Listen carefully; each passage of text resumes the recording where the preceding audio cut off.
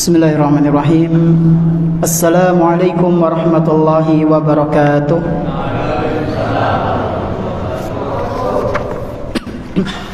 Alhamdulillahi rabbil alamin.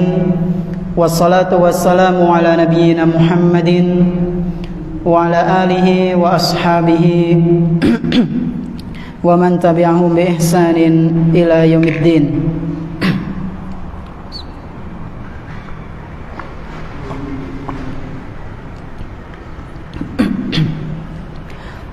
Asyhadu an la ilaha illallah wahdahu la syarika lah wa asyhadu anna Muhammadan abduhu wa rasuluhu la nabiyya ba'dah. Alhamdulillah, segala puji hanya milik Allah Subhanahu wa taala, di mana Dia telah memberikan kepada kita semuanya nikmat yang begitu banyak. Dan di antara kenikmatan-kenikmatan yang telah Allah Tabaraka wa Ta'ala berikan kepada kita semuanya, yaitu berupa nikmat iman, nikmat Islam, nikmat sehat, dan nikmat kita bisa kembali menghadiri majelis ta'lim di salah satu rumah-rumah Allah Subhanahu wa Ta'ala yang kita cintai ini. Kita berharap kepada Allah Subhanahu wa Ta'ala, semoga apa yang kita pelajari pada malam yang berbahagia kali ini bisa kita amalkan dalam kehidupan sehari-hari, kemudian kita ajarkan kepada orang lain, terutama kepada keluarga kita, sehingga dengan demikian apa yang kita lakukan tersebut bisa menjadi bekal amal soleh di hadapan Allah Subhanahu wa Ta'ala kelak di hari akhir nanti. Allahumma amin. Salawat dan salam semoga senantiasa tercurah limpahkan kepada Nabi kita yang tercinta, Nabi Muhammad sallallahu alaihi wasallam, beserta para keluarganya, para sahabatnya, dan umatnya yang senantiasa mengikuti sunnah-sunnah beliau hingga hari akhir nanti. Jamaah salat maghrib Masjid Nurul Huda rahimani wa rahimakumullah. InsyaAllah pada kesempatan malam yang berbahagia kali ini kita akan melanjutkan pembahasan fikih ya. Dan kita kemarin ya, terakhir pertemuan membahas nopo Pak Bu? Rukun wudu, syarat-syarat wajib dalam ibadah wudu. Wonten pinten? Gangsal atau 6? 6. Dalam mazhab Syafi'i, rukun wudu itu ada 6. Yang pertama napa? Niat dalam hati. Yang kedua, membasuh wajah. Yang ketiga, membasuh kedua tangan sampai pundi? Siku apa pundak? Siku. Mau kasih pundak nggih. Cukup sampai siku. Kemudian yang kepinten? Sekawan. Keempat napa? Mengusap sebagian kepala. Ya, itu dalam mazhab Syafi'i. Sebagian ulama yang lain mengatakan seluruh kepala. Kemudian yang kelima napa? Membasuh kedua kaki ya, jadi bukan mengusap tapi napa? Membasuh, benar-benar dikosok, jangan diusap-usap atau ditul-tul ya. Lalu yang terakhir napa Pak Bu? Tertib ya, harus urut dari wajah, kemudian tangan, kepala, kaki, itu harus urut. Jangan kebalik, kaki, tangan, kepala, wajah ya, atau kebalikannya ya. Nah sekarang insya Allah jamaah rahimani wa rahimakumullah, kita masuk pembahasan baru, yaitu sunnah-sunnah dalam berwudu. Sunnah-sunnah dalam berwudu. Sunnah dalam berwudu itu banyak Pak Bu. Dan di sini kami akan membawakan 10 kata nopo sekedik kata ya. Lebih dari 3 itu banyak ya, cere sih. Lebih dari 3 itu banyak. Nah, insya Allah kita akan bahas secara ringkas. Dan 10 sunnah ini Pak Bu, kami ambil dari kitab fikih madhab Syafi'i ya, yaitu Ghayah wa Taqrib karyanya Imam Abu Syuja, yang dijelaskan dalam kitab Kifayatul Akhyar ya, karyanya Taqiyuddin Abu Bakar bin Muhammad bin Abdul Mu'min Asy-Syafi'i. Beliau ini dari Damaskus. Sunnah wudu wonten pinten? Sedoso. Ada 10. Dan sebenarnya lebih dari 10, cuma di sini kami bawakan 10 saja. Imam Abu Syuja Asy-Syafi'i rahimahullahu taala, beliau mengatakan wa sunanuhu asyru khisalin. Sunnah-sunnah dalam wudu itu ada 10. Sekurang-kurangnya ada 10. Yang pertama at-tasmiyatu. Tasmiyah niku napa? Membaca basmalah. Lho Ustaz nyong lembe ngerti kowe. Bismillah dening sunnah ya. Alhamdulillah. Panjenengan baru tahu berarti dapat ilmu baru ya, insya Allah nanti akan kita bahas kenapa kok sunnah itu wajib ya. Kemudian yang kedua wa ghuslul kaffaini qabla idkhalihimal ina. Membasuh kedua telapak tangan sebelum masuk ke dalam bejana. Karena zaman dulu itu belum ada leading water ya, keran, dereng wonten ledeng. Jadi mereka kalau mau wudu itu menyiapkan air di bejana Pak, khusus air suci itu. Disunahkan ketika mau wudu, sebelum tangannya masuk ke bejana, ke baskom atau ember yang berisi air suci, itu jangan langsung masuk, tapi diciduk dulu untuk membersihkan tangan kita yang mungkin terkena najis ya, insya Allah nanti kita bahas. Ini yang keberapa? Kedua. Lalu yang ketiga wal madmadatu wal istinsyaku. Ini 3 dan 4. Yang ketiga adalah al-madmadah, berkumur-kumur. Kemudian yang keempat beristinsyak. Apa itu istinsyak? Memasukkan air ke dalam hidung. Terus keberapa? Kelima. Wasti'abur ra'si bil mashi. Mengusap seluruh kepala ya. Mengusap seluruh kepala. Kenapa mengusap seluruh kepala itu sunnah di madhab Syafi'i? Karena mereka berpegang dengan pendapat yang mengusap sebagian kepala. Itu patokan utama mereka seperti itu. Sebagiannya sudah cukup. Nyumbangin kabeh yaitu sunnah nggak apa-apa dan lebih selamat.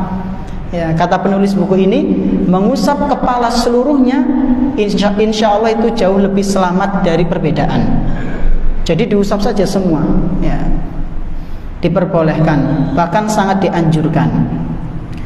Kemudian yang keenam, kata beliau rahimahullahu ta'ala, wa mashul udhunain, mengusap telinga, zahirihima wa batinihima bima'in jadidin. Mengusap telinga di telinga dalam maupun luarnya. Ini yang keberapa? Keenam.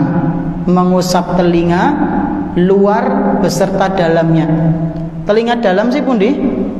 Ini yang ada lubangnya. Telinga luar berarti daun itu yang ke atas itu telinga bagian luar. Kemudian yang keberapa? Ketujuh. wa takhlilul lihyatil kathati,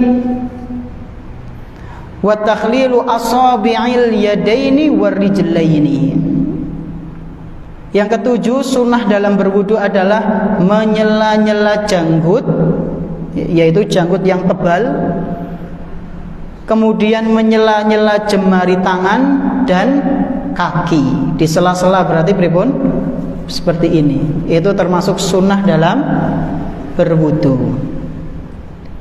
Kemudian yang kedelapan, taqdimul yumna 'alal yusra, mendahulukan yang kanan daripada yang kiri. Nah, ini bagi yang kidal ya, apa-apane kiwe kecol ya. Maka mulai sekarang usahakan kanan dulu. Kalau saya dulu setengah kecol setengah normal. Dulu saya wudu pernah Pak Bu, waktu masih SD, saya ingat sekali. Itu saya selalu kiri dulu, nggak tahu kenapa. Ya. Dan ketika itu saya ditegur sama guru agama saya, semoga jadi pahala jariah buat beliau. Ya. Ditegur, jangan kiri, kanan dulu Wisnu. Ya. Masih SD dulu. Dan praktek wudu. Ya. Semoga jadi pahala jariah untuk beliau. Jadi disunahkan kanan dulu, baru kiri gerakannya. Ya. Kemudian yang kesembilan, wa taharatu salasan. Disunahkan bersuci dengan jumlah sebanyak 3 kali. Jadi seluruhnya 3. Terlepas dari perbedaan kepala itu berapa Ustadz ya. Bisa 3, bisa 1. Kemudian yang terakhir, yang ke-10, al-muwalah, yaitu berkesinambungan alias urut, tertib. Nah, jamaah rahimani wa rahimakumullah, kita akan membahas satu persatu insyaallah secara ringkas ya, karena ini poinnya sangat banyak.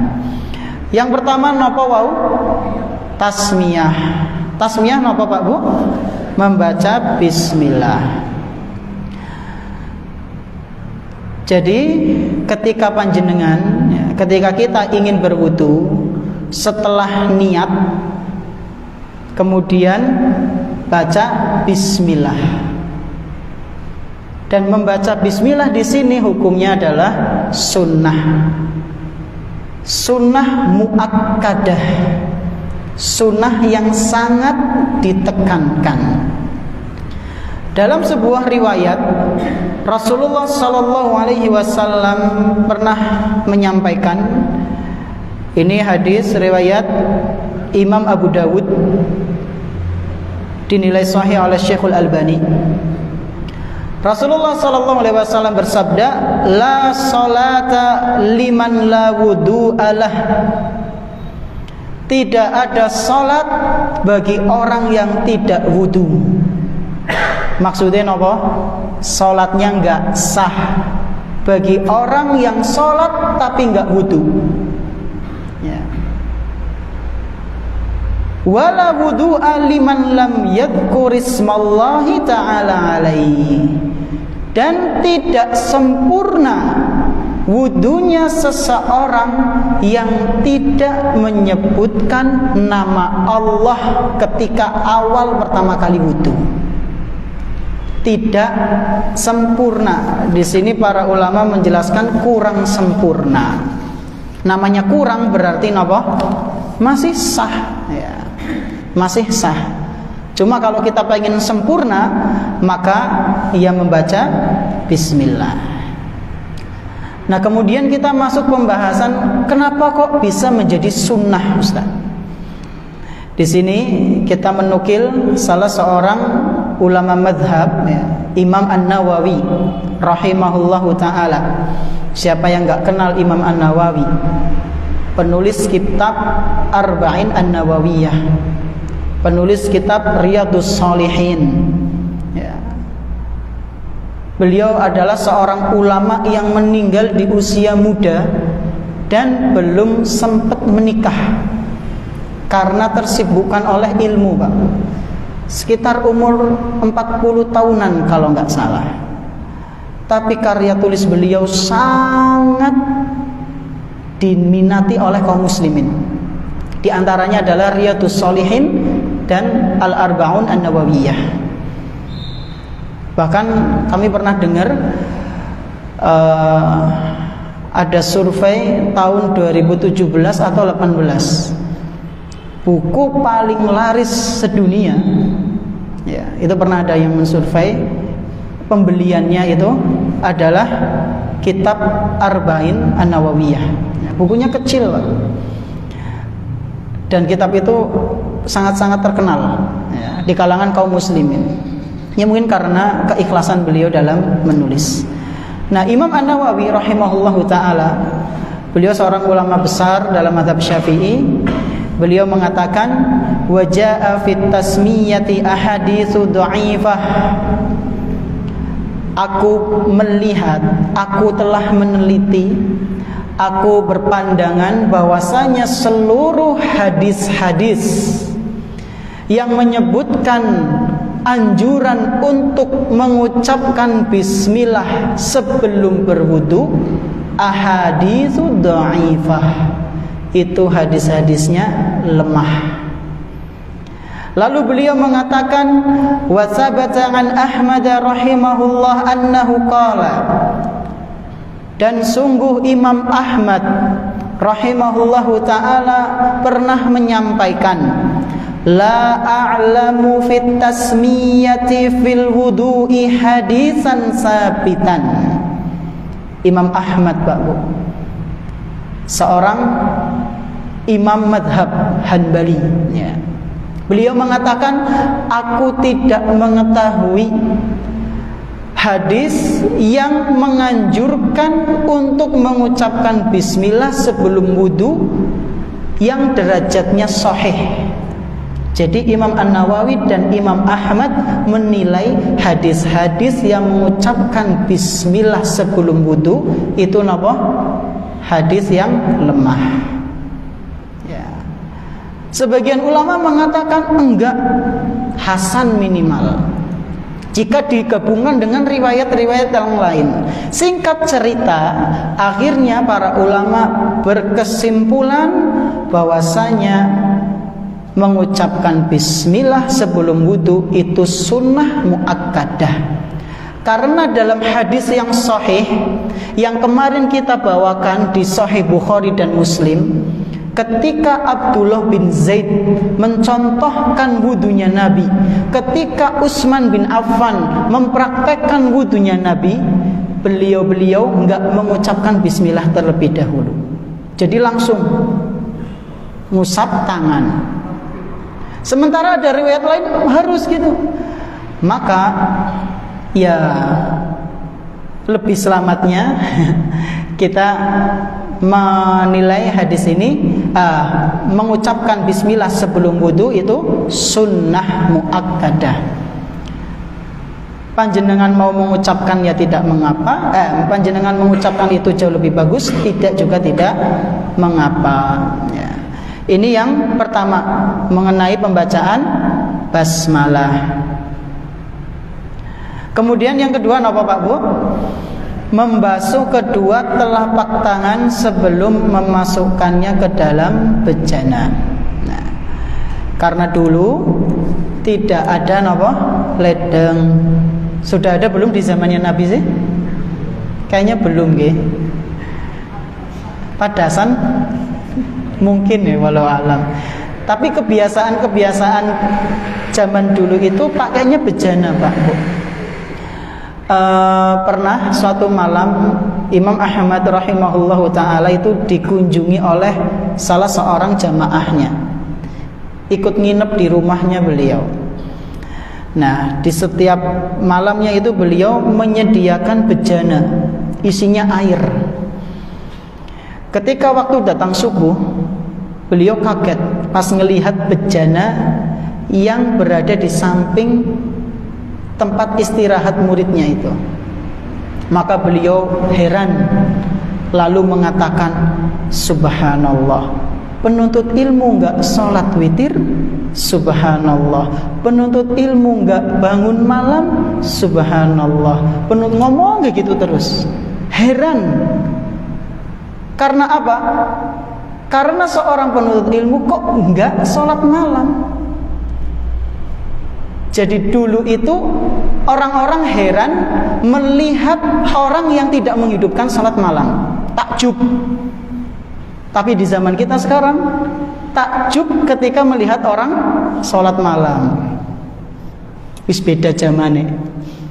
Zaman dulu Pak Bu, orang itu heran, takjub heran melihat orang nggak hafal Quran. Karena liane pada hafal Quran. Ya. Orang-orang sekitar itu pada hafal Quran, cuma dia yang nggak hafal, malu dia. Dan orang-orang pada kaget, masa orang hafal Quran? Nah sekarang kita takjub dengan orang yang hafal Quran. Orang hafal Quran biasa baik, wong akeh sing ora. Ya. Jadi memang zamannya sudah terbalik. Nah mengenai kisahnya Imam Ahmad itu, beliau pakai bejana. Ya. Dan kebiasaan mereka adalah berwudu dengan bejana yang berisi air yang suci. Nah jamaah rahimani wa rahimakumullah, ketika seseorang akan berwudu dengan air yang berada di dalam bejana, hendaknya dia melihat kondisi dirinya, terutama tangannya itu, apakah ada najis atau tidak. Ya. Dan biasanya orang itu tidak mengetahui kondisinya ketika bangun tidur. Maka ketika seseorang bangun tidur, disunahkan untuk mencuci tangannya terlebih dahulu sebelum memasukkan ke dalam bejana yang berisi air suci. Kenapa harus mencuci terlebih dahulu? Karena sangat dikhawatirkan ada najis di situ. Sehingga kalau langsung belum, ya, akan merusak air yang suci. Ya. Jadinya airnya tidak suci lagi. Makanya harus bersuci terlebih dahulu.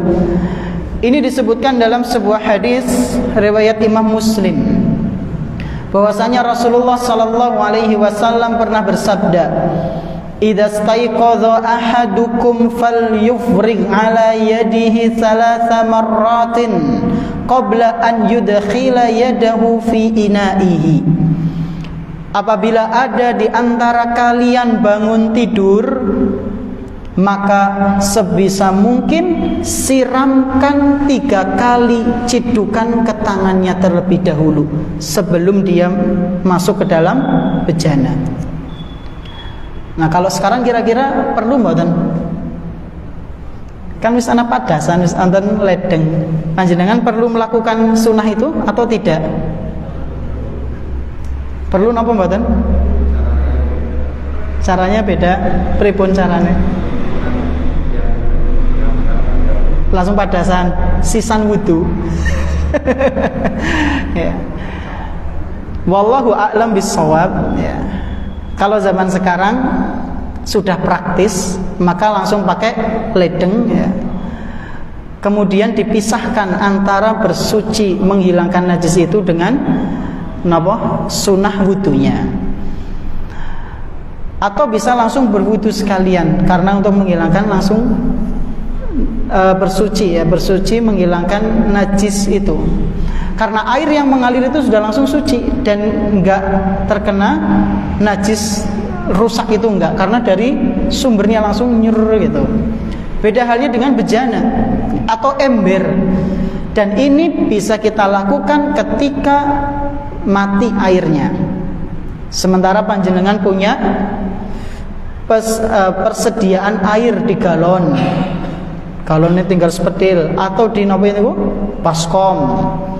Airnya mati kerannya. Maka panjenengan ketika itu bangun tidur, sunnahnya nopo? Ciduki dulu itu tangan panjenengan. Jangan langsung masuk ke galon atau baskom atau ember. Pakai gayung nggih. Jadi misalnya ini kondisi mati nggih, kekeringan. Kondisi mati. Terus panjenengan air cuma ada di ember besar. Nah, maka panjenengan ketika itu bangun tidur kan, ambil gayung, lalu disiramkan ke tangan panjenengan sebanyak berapa? 3 kali. Ini arahan Nabi dalam hadis riwayat Imam Muslim. Setelah itu baru panjenengan bisa berwudu. Ini yang keberapa Pak Bu? Kedua, bahwasanya disunahkan untuk bersuci terlebih dahulu telapak tangan kita sebelum masuk ke dalam bejana. Sakit, insyaallah. Pakai 1 mud juga bisa Pak. Nanti kan insyaallah jadi praktek mboten nggih? Kalau waktunya cukup nggih. Praktek. Bahkan pakai napa niku? Air mineral yang gelasan bisa. Sinten sing nate coba? Saya pernah coba. Bisa. Sebagian itu ada yang mau coba segini nih, air segini. Entong disit nang tangan. Habis dulu ya. Ada caranya itu. Nah, kemudian yang ketiga, kita lanjutkan dulu. Yaitu berkumur-kumur. Yang ketiga apa? Berkumur-kumur. Ini sebagaimana dalam sebuah hadis yang diriwayatkan oleh Imam Bukhari yang kemarin kita sudah bahas, famadmada. Nabi SAW ketika berwudu itu berkumur-kumur. Dan Imam Asy-Syafi'i rahimahullahu taala berpendapat kumur-kumurnya itu diputar airnya. Yang ada di dalam mulut napa? Diputar. Jadi bukan kumur-kumur sebelah kanan tok buh gitu. Bukan sebelah kiri tok buh. Tapi diputar. Kanan, kiri, tengah, bawah kena. Kemudian dikeluarkan boleh, ditelan juga boleh. Tapi kalau kita keluarkan saja nggak apa-apa. Kalau misalnya ada ketelan, itu nggak apa-apa, kata beliau. Ya. Selilita melu kelek gitu. Jadi diputar Pak Bu. Ya, sebagian dari kita mungkin ada yang lah nyuki wene bae lah anu pada bolong ya. Sing tengen ta insyaallah resik. Enggak. Disunahkan diputar itu airnya sampai sempurna, kira-kira ya sudah kena semua baru dikeluarkan. Ini pendapatnya Imam Syafi'i. Kemudian yang keempat, menghirup air ke dalam hidung. Istinsyaq. Dan ini dilakukan secara bersamaan. Ya. Dianjurkan dilakukannya secara bersamaan. Jadi panjenengan nadah air atau ngambil air yang dari bejana, kemudian dimasukkannya dengan telapak kanan ke mulut dan ke hidung langsung, lalu dikeluarkan. Ya semampunya lah. Kalau dulu belum pernah, ya nanti kita latihan semampunya insyaallah. Keselak atau minimal pilek nanti. Dan istinsyak ini Pak Bu sangat ditekankan ketika kita tidak puasa. Kalau puasa maka semasuknya saja. Kenapa? Karena dikhawatirkan labas maling lambungnya. Dan ini anjuran dari Nabi sallallahu alaihi wasallam, wa baligh fil istinsyaki illa an takuna shaiman. Kalian atau engkau bersungguh-sungguhlah dalam beristinsyak kecuali ketika kalian atau engkau sedang dalam keadaan puasa. Ini dalam hadis riwayat Imam Abu Dawud dinilai sahih oleh Syekhul Albani. Ya. Jadi ketika beristinsyak enggak puasa harus sungguh-sungguh. Tapi ketika berpuasa maka semasuknya saja, karena sangat dikhawatirkan ketelan. Ya. Ini yang keempat. Yang kelima, atau sebelum masuk kelima kita ulang dulu Pak Bu. Yang pertama apa? Baca Bismillah. Yang kedua, mencuci telapak tangan sebelum memasukkan ke dalam bejana. Yang ketiga apa? Berkumur-kumur. Yang keempat, menghirup air ke dalam hidung, istinsyaq. Kemudian yang kelima, mengusap seluruh kepala. Mengusap seluruh kepala. Di dalam kitab ini dijelaskan Pak Bu, Masya Allah, cukup detail ya. Caranya adalah ibu jari panjenengan ditaruh di pelipis, kemudian diikuti dengan jari telunjuk dan jari-jari setelahnya di atasnya, lalu diusap dari depan sampai belakang ke depan lagi. Ini berlaku bagi yang punya rambut dan rambutnya bergerak. Nuwun sewu, berarti mandan gondrong. Ukurannya rambutnya apa? Bergerak. Berarti kalau ada rambut cuma namanya itu brus. Ada rambut tapi rambutnya itu diginiin nggak gerak gitu. Arep melu-melu iklan sampo ora gerak gitu. Maka yang seperti itu cukup sekali ke belakang ya. Demikian pula bagi orang yang nuwun sewu nggak punya rambut, maka wudunya cukup satu kali ke belakang. Itu sudah cukup ya. Nonton gambaran nuwun sewu seperti ini kurang lebih. Ini rambut saya kan berarti bergerak nggih, karena cukup gondrong. Nah, panjenengan seperti ini. Ini ibu jari pelipis pun niki nggih. Begini diusap. Nah, seperti ini, lalu ke depan lagi. Gitu. Ibu-ibu enggak bisa lihat. Nanti diajari sama bapaknya. Nah, caranya seperti itu Pak Bu, yang diajarkan dalam mazhab Syafi'i. Berlaku bagi yang rambutnya bergerak. Kalau yang rambutnya pendek atau yang nuwun sewu nggak ada rambutnya, berarti cukup sekali. Ini mengenai mengusap seluruh kepala. Ya. Jadi disunahkan mengusap seluruh kepala. Nah Ustadz, kalau misalnya pakai sorban gimana? Ya, pakai sorban. Sementara ribet kalau misalnya lepas pasang. Bagaimana caranya? Maka cukup bagi dia membasuh ubun-ubunnya. Ini berdasarkan hadis yang kita bahas di pertemuan kemarin ya. Hadis riwayat Imam Muslim. Faghasala dhira'aihi wa masaha binasiyatihi wa 'alal imamati. Nabi SAW dahulu pernah wudu, membasuh tangannya sampai siku, lalu mengusap ubun-ubunnya dan imamahnya. Imamah ngertos nggih? Sing udeng-udeng di kepala itu. Nah, tengah kan nuwun sewu bolong. Di pas ubun-ubunnya itu panjenengan sentuh ini. Lalu imamahnya juga diusap. Ini dalilnya dalam hadis riwayat Imam Muslim, hadis sahih ya. Jadi udah diguyur kabeh. Kan ini si garing kok Ustaz ya. Enggak apa-apa, orang Nabi cuma ngusap saja seperti ini. Nah, itu bagi yang memakai imamah ya.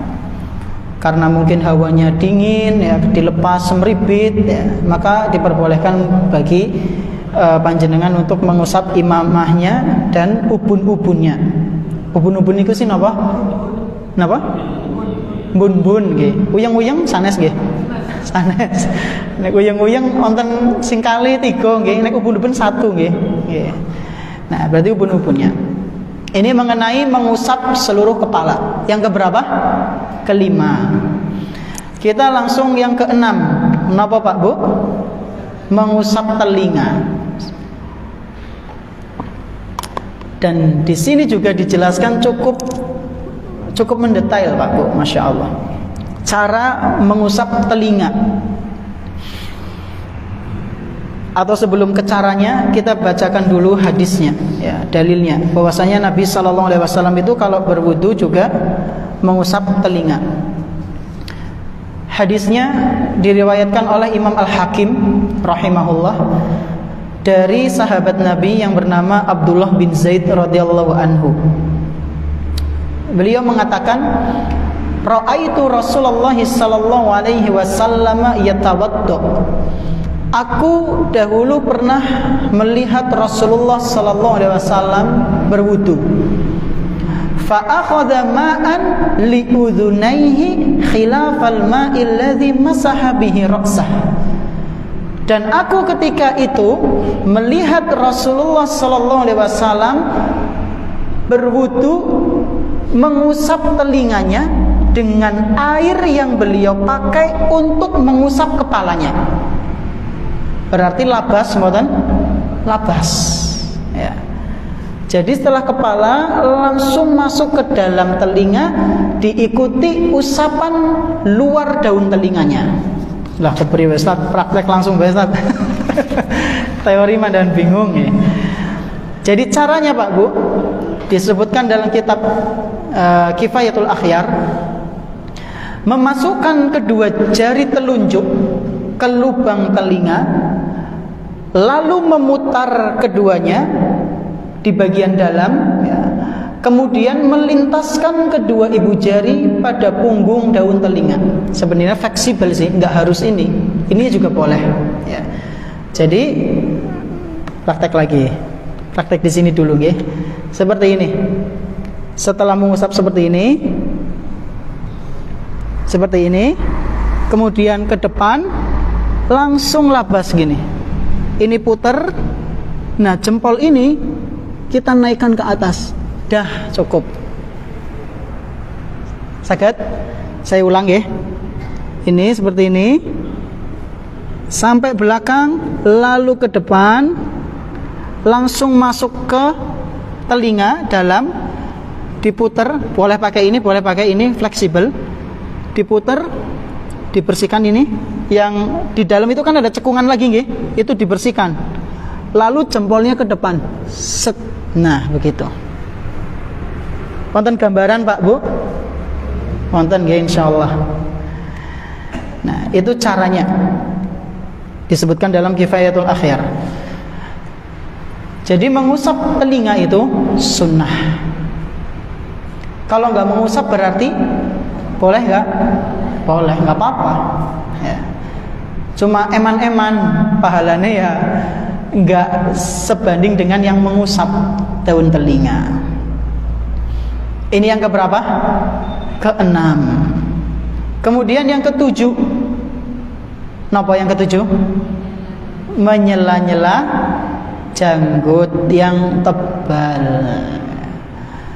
Biasanya janggut yang tebal itu di sini juga wonten brengosnya. Sini sinten sing tebal janggutnya? Dari. Terus sinten malih? Kalau saya masih tipis ini ya. Nah, kalau yang tipis cukup dibasuh seperti ini saja, Bapak. Kalau yang tebal maka di sela-sela. Ya, di sela-sela seperti ini. Dan juga jemari itu sunnah. Jemari dinopo di sela-sela seperti ini.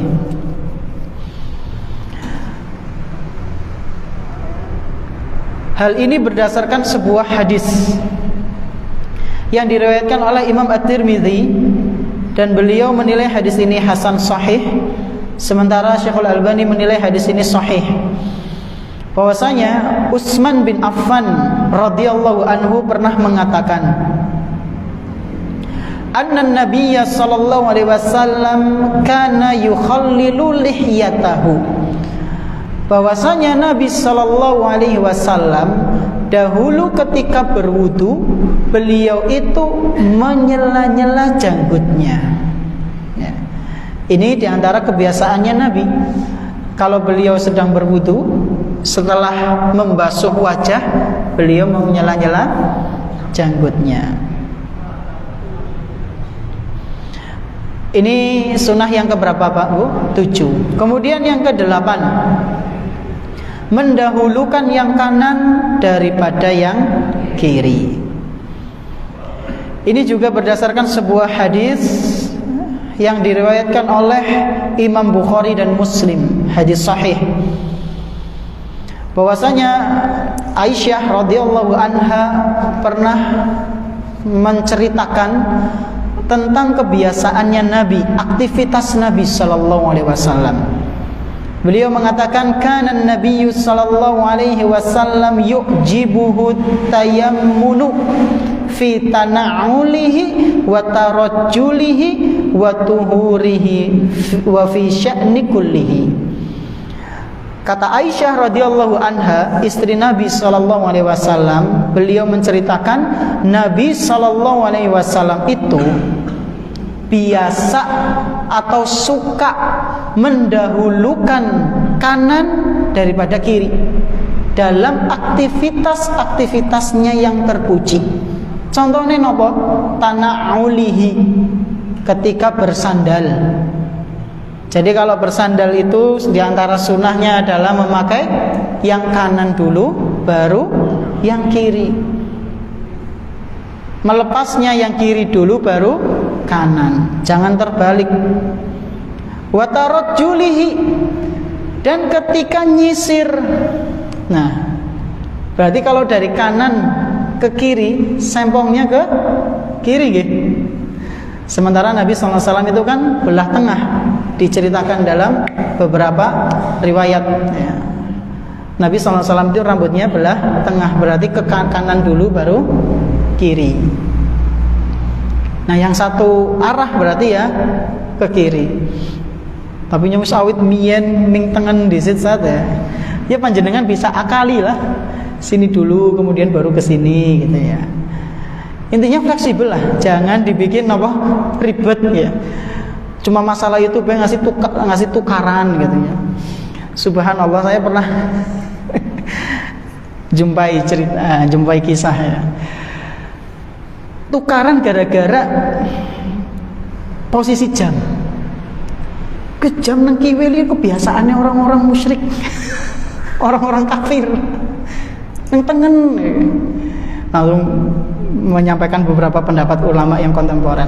Masalah nganggo jam bebas itu masalah duniawi ya.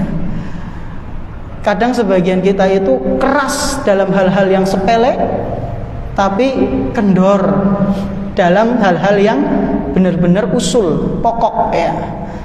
Kebalik ya. Biasanya yang seperti itu yang baru-baru ngaji biasanya, nggak semua sih biasanya. Sampai ya kayak gitulah, sampai terlalu apa ya, terlalu atos gitu ya. Jangan tasyabuh sama orang-orang kafir. Masalah jam ya bebas, panjenengan mau di kiwe mau di tengen ya, sementing aja nang sikil jam tangan bebas panjenengan monggo ya. Mau di kanan mau di kiri boleh. Nah sebagaimana tadi sisiran ya. Ya panjenengan kalau sambungannya ke kanan ya diakali dulu kanannya terlebih dahulu baru ke kiri. Wa tuhurihi wa fi sya'ni kullihi, dan Nabi sallallahu alaihi wasallam juga mendahulukan kanan ketika bersuci. Ketika wudu, ketika mandi ya. Ketika tayamum itu beliau mendahulukan apa? Kanan terlebih dahulu. Nah, ketika mandi besar disunahkan dari kanan terlebih dahulu yang dibasuh Pak Bu, baru kiri. Lah ribet temen Zat. Ya panjenengan semuanya langsung juga boleh ya. Cuma sekali lagi eman-eman, pahalanya tidak sebanding dengan yang mempraktekkan sunnah Nabi SAW.